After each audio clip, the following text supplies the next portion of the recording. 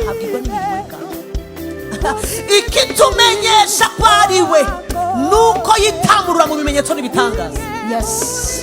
Iyo mbona ibintu arimo arakora reka mbakurireho noneho. Now let me tell Iyo you. mbona ibyo akora hano, nyize sida, nyize kansa, iri ingo zisubirana nyuma y'imyaka 5 divorce 20, nyize gutya reka mbakurireho. Niwe uwo twategereje, uwo twaririye niwe. Kuko icyatumye umwana w'Imana agaragazwa yaje kugira ngo amareho imirimo ya Satani. Igihe cyose ubona Satani arimo